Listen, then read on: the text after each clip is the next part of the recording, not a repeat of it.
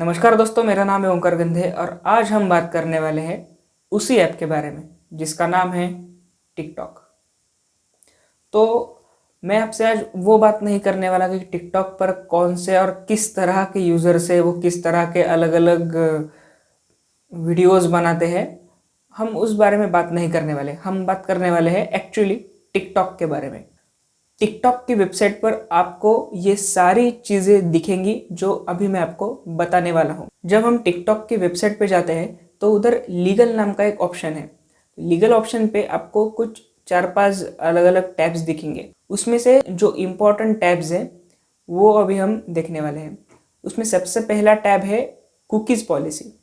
तो cookies policy में बहुत सारे ऑप्शंस दिए हैं। व्हाट इज कुकीज़ से, यानी कि कुकीज़ क्या है, वहाँ से उन्होंने स्टार्ट किया है। अभी एक बात सबसे पहले ध्यान में रखो, कोई भी वेबसाइट हो, कोई भी ऐप हो, तो वो किसी भी लीगल कॉम्प्लिकेशंस में नहीं फंसता। वो सारी बातें उस ऐप ने और उस वेबसाइट ने अपनी प्राइवेसी पॉलिसी में लिखी ही होती है, लेकिन हम लोग वो प्राइवेसी पॉलिसी नहीं पढ़ते। हम प्राइवेसी पॉलिसी पढ़े बिना ही रजिस्ट्रेशन कर देते हैं। यही 99% यूजर्स की गलती है।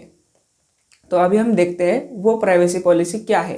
तो उधर सबसे पहले लिखा है कि कुकीज़ क्या है। तो कुकीज़ एक टेक्स्ट फाइल होती है जिसमें यूज़र के बारे में थोड़ी सी इन्फॉर्मेशन स्टोर होती है, जैसे कि डिवाइस इन्फॉर्मेशन, ब्राउज़र की इन्फॉर्मेशन, उसका यूज़र नेम और पासवर्ड स्टोर डायरेक्टली नहीं होता। पासवर्ड का एक हैश स्टोर हो जाता है कई बार। कुकीज़ यूज करना या फिर कुकीज़ कैप्चर करना ये कोई बड़ी बात नहीं है।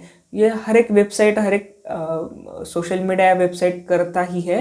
लेकिन ये दो तरह के कुकीज़ कैप्चर करते हैं। पहली जो है वो फर्स्ट पार्टी कुकी है और दूसरी जो है वो थर्ड पार्टी कुकी है। फर्स्ट पार्टी में डिवाइस की इन्फॉर्मेशन, यूज़र की इन्फॉर्मेशन या फिर ब्राउज़र की इन्फॉर्मेशन आती है, जो कि बहुत बेसिक है। ये जो थर्ड पार्टी कुकी है वो अलग अलग चीज़ों के लिए यूज़ होती है। सबसे पहला उसका मेन एम है एडवर्टाइजमेंट, उसके बाद उसकी functionality, performance, targeting, social media purposes अलग अलग उसके यूज़ है, लेकिन मेन यूज़ जो है वो एडवर्टाइजिंग।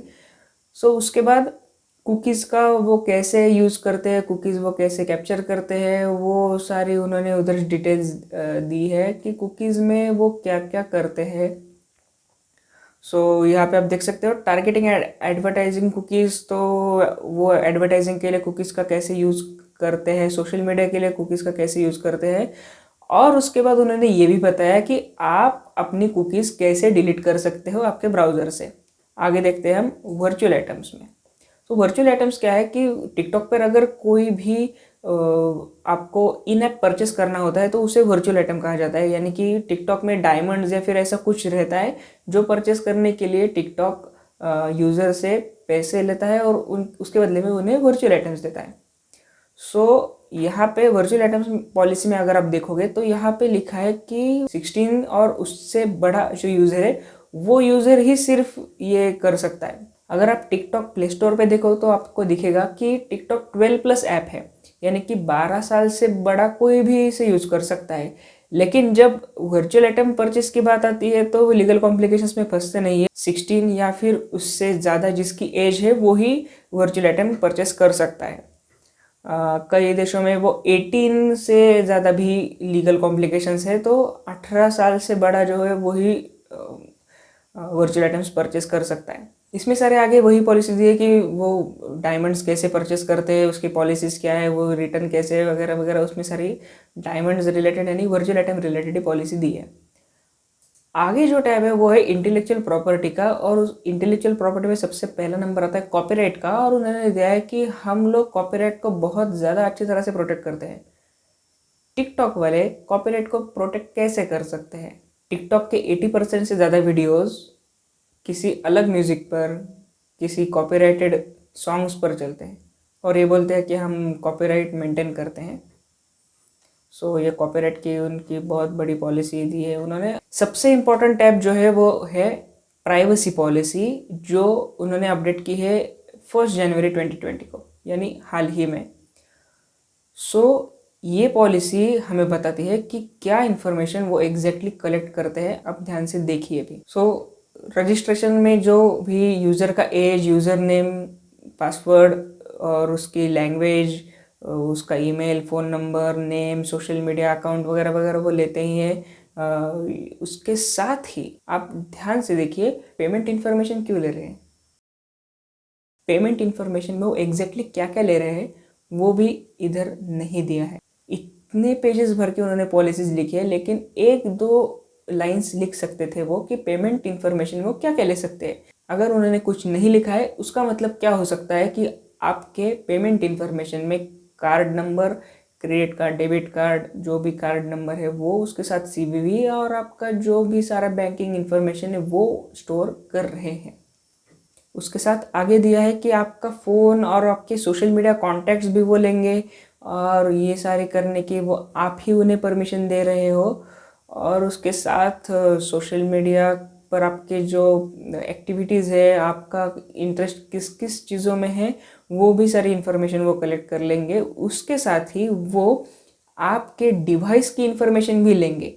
आपकी यूज़र इन्फॉर्मेशन है कि phone, mobile number, email address वो लेने ही वाले हैं, लेकिन उसके साथ आपकी डिवाइस की इन्फॉर्मेशन लेंगे, जो कि है आईपी एड्रेस, आपका आईएमईआई नंबर, आपका सिम कौन सा है, आपका मॉडल नंबर कौन सा है, आपका टाइम जोन क्या है, आपके मोबाइल का रिजोल्यूशन क्या है, आपके मोबाइल की ऑपरेटिंग सिस्टम कौन सी है। उसके साथ ही ऐप एंड फाइल नेम्स ऐसा भी दिया है। ऐप एंड फाइल नेम्स का वो लेके क्या करेंगे, आपके मोबाइल में कौन से ऐप्स है उसके नाम वो लेंगे, आपके मोबाइल में कौन से फाइल्स है उसके नाम लेंगे, और उसका टाइप क्या है, यानी कि वो डॉक फाइल है, एक्सेल फाइल है, पावर पॉइंट है या फिर इमेज है, वो लेंगे। यानी कि आपकी कितनी ज़्यादा पर्सनल इन्फॉर्मेशन वो कॉपी करके ले रहे हैं। उसके साथ चौंका देने वाली एक जो बात है वो है कि ये कीस्ट्रोक पैटर्न्स भी ले रहे हैं। यानी कि आपके मोबाइल का जो कीबोर्ड है उस पर आप क्या क्या कीस्ट्रोक्स करते हैं, क्या क्या कीज दबाते हैं, वो पैटर्न भी वो ले लेते हैं। जो जो आप कीबोर्ड पे टाइप करोगे वो सारी इन्फॉर्मेशन वो स्टोर कर लेने वाले हैं, और वो करते ही हैं। तो ये कितना बड़ा प्रॉब्लम है। उसके साथ लोकेशन इन्फॉर्मेशन भी लेंगे, मैसेजेस तो उनके पास ही रहते हैं। उसके साथ ही मेटा डेटा यानी डेटा अबाउट डेटा, मतलब अगर आपने कोई वीडियो अपलोड किया टिकटॉक पे, तो उस वीडियो के अंदर उस वीडियो के बारे में मेटा डेटा स्टोर होता है। यानी कि वो वीडियो कब कैप्चर हुआ है, किस डिवाइस से कैप्चर हुआ है, किस लोकेशन पे कैप्चर हुआ है, और उसके साथ अलग अलग इन्फॉर्मेशन होती है, उस फाइल का नाम भी होता है। वो सारा मेटा डेटा भी वो कलेक्ट करेंगे और सेव करके रखेंगे।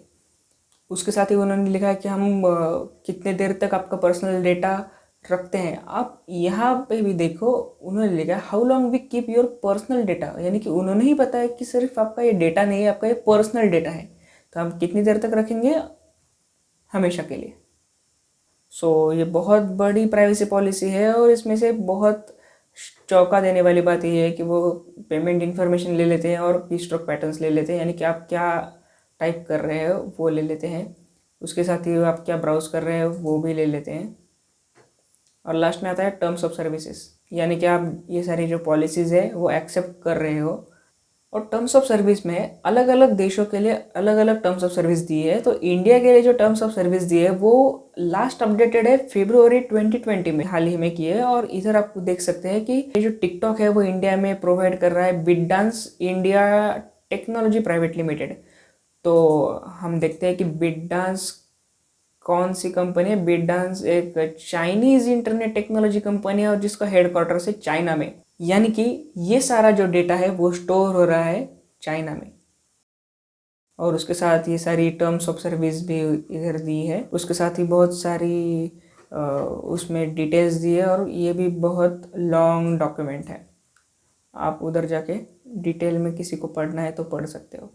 सो ये सारी प्राइवेसी पॉलिसीज़ और कुकीज़ पॉलिसीज़ और टर्म्स ऑफ सर्विस देख के हमें एक बात पता चलती है कि ये टिकटॉक अपना सारा डेटा चाइना में स्टोर करता है। और कौन सा डेटा स्टोर करता है, सबसे पहले आपकी सारी पर्सनल इन्फॉर्मेशन, आपके डिवाइस के बारे में, आपके बिहेवियर के बारे में, आपके इंटरेस्ट के बारे में, और आपकी पेमेंट की इन्फॉर्मेशन भी वो रखते हैं, आपकी ब्राउजिंग हिस्ट्री भी रखते हैं, आपके कीस्ट्रोक पैटर्न्स भी वो रखते हैं। इतनी सारी चीज़ें वो स्टोर करते हैं, वो भी चाइना के सर्वर्स में। और ये करने के लिए टिकटॉक यूज़र्स खुद ही परमिशन दे देते हैं। ये सारी पॉलिसी आप खुद पढ़ के देख लो, आपको पता चल जाएगा। और उसके बाद टिकटॉक चाहे तो अनइंस्टॉल कर लो, क्योंकि हर एक की साइबर सुरक्षा अपने अपने हाथों में ही होती है। आप साइबर साक्षर बनिए, दूसरों को भी साइबर साक्षर बनाइए और ये वीडियो ज़्यादा से ज़्यादा लोगों तक पहुंचाए ताकि और सबको पता चले कि टिकटॉक क्या क्या स्टोर करके रख रहा है और किधर जाके स्टोर कर रहा है। धन्यवाद।